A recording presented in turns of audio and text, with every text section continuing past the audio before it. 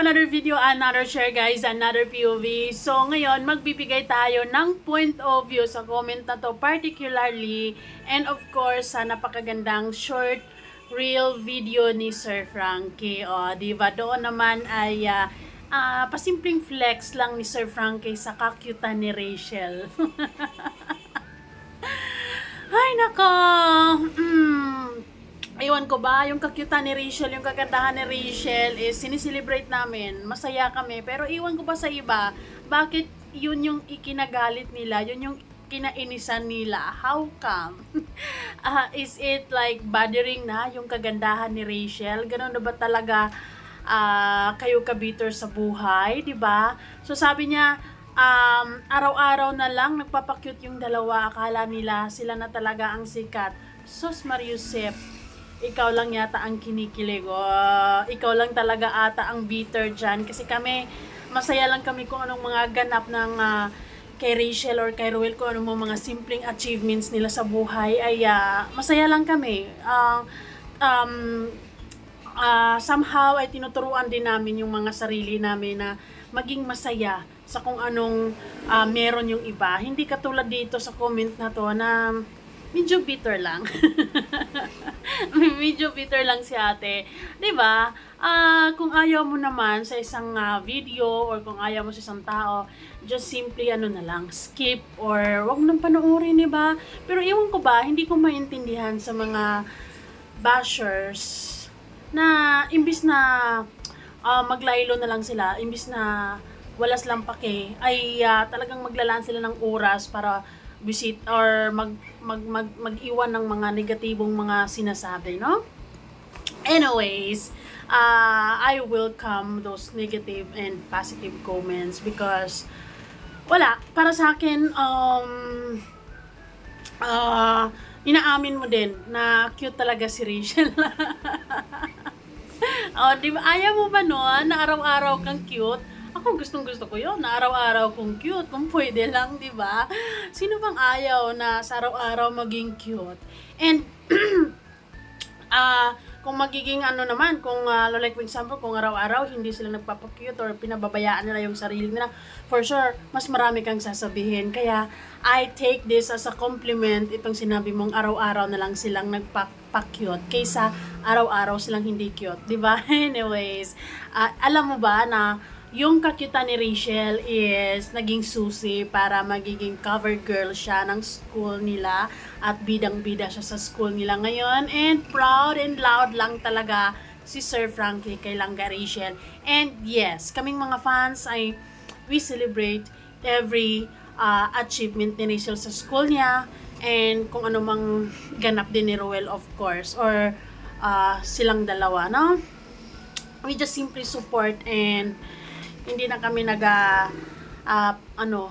yung bitter.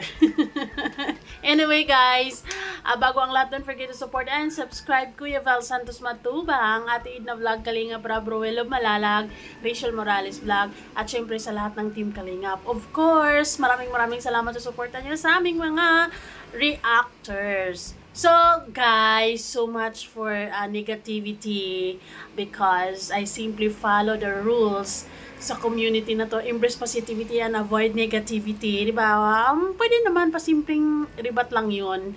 So let's go to the main topic.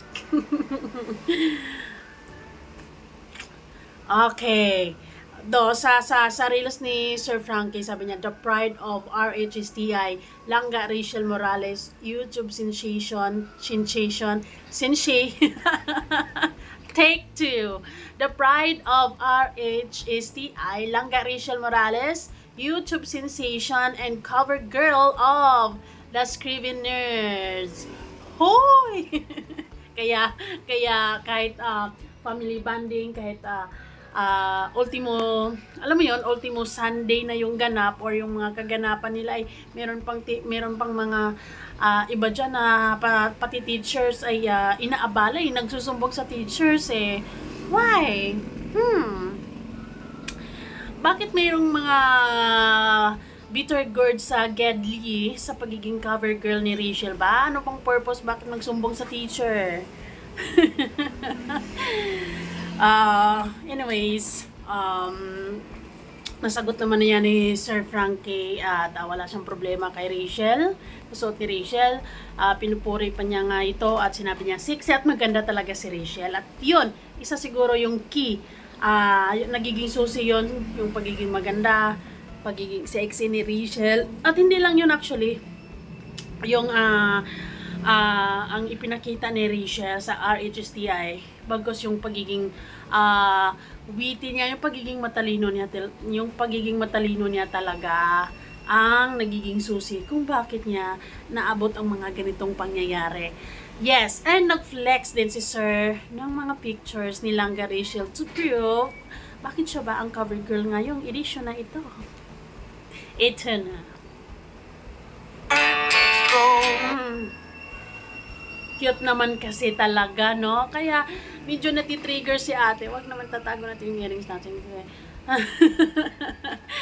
Anyways, di ba? Kaya yung iba natitrigger talaga sa kakyutan ni Rachel, oh. Ako, masayang-masaya ako kung araw-araw cute si Rachel. Iwan ko na lang kayo dyan. Oh, di ba? Ako masaya lang talaga ako na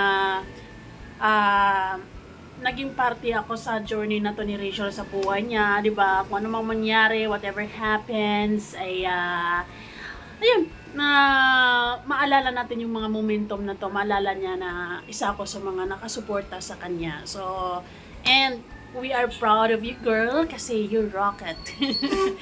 Talagang ipinakita mo yung galing mo, no? At yun, ganda, no? Oh, it's ganda, no? Kita nga natin. Look at that. With that high slit, turn on, crop top cami. I like that, diba? I never give. With that charming smile. Oh, cute talaga siya. Eh, hindi ko masisisi si ate. Cute talaga siya. She is cutie. Partida, no? Hindi pa yan talagang nagmi-makeup ng plakado, no? Natural beauty yan. And syempre guys, ay papakita ko sa inyo yung TikTok ni Rachel na talagang mga pang-5 beses ko na talaga to piniplay kasi ang ganda lang niya. Kaya talagang bagay na bagay lang sa kanya yung cover girl. Senel! Keep me searching for I wanna live. Nabibitin. Para hindi mabibitin yung mga nakukyutan dyan. In fairness guys, talagang cute talaga si Rachel. Sa personal, cute talaga siya. Maganda talaga. I wanna give. I've been a miner for a heart of gold. It's these expressions and that smile. Keep me searching for I wanna. Grabe naman yan. Sino ka dyan? Oh, parang ayaw kong tumabi dito, parang ayaw kong mag-react kasi nanlalamon nga ng ano. Sabi ko sa inyo guys, nanlalamon ng self-confidence eh. The hair, the face. Ganda. Ang ganda.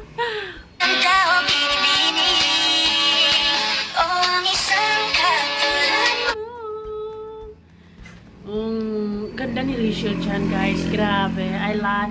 Isa sa mga talagang asset din niya, yung ngiti at yung long black straight hair niya, talagang wow. Sana all. And of course, the whole face actually. Proportion lang, ganun. I like the kilay, the nose, the face.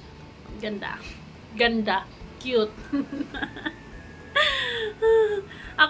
Ako ang saya-saya ko or somehow pagka nababad trip ako ganyan and i-visit ko lang yung TikTok ni Rachel, mapapangiti ka na lang, mapapasana all ka na lang, parang sama she gives you yung energy to smile. Energy, kailangan ng energy to smile. Hindi yung yung mapapasmile ka na lang, mapapangiti ka na lang.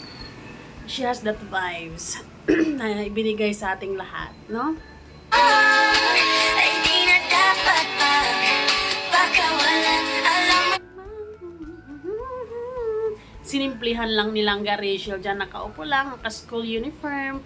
But then, girl, so cutie. Ang gandor. I love it. I am so excited talaga kung anong magiging looks niya sa Debo. Debo. Hi, nako Rachel. You are so beautiful. Look at that smile. That infectious smile, I told you guys, talagang isa yan sa mga power niya na mapapangiti ka na lang din kapag ka nakita mo na ngumingiti siya sa video sa TikTok. That's the power. That's what I'm telling you. Okay. But yes, guys, ang ganda talaga, no? Uy. So anyways, Rachel, stay strong, stay cute, stay pretty, slay girl, embrace positivity and avoid negativity. Guys, see you on our next video. Bye for now. Mwah.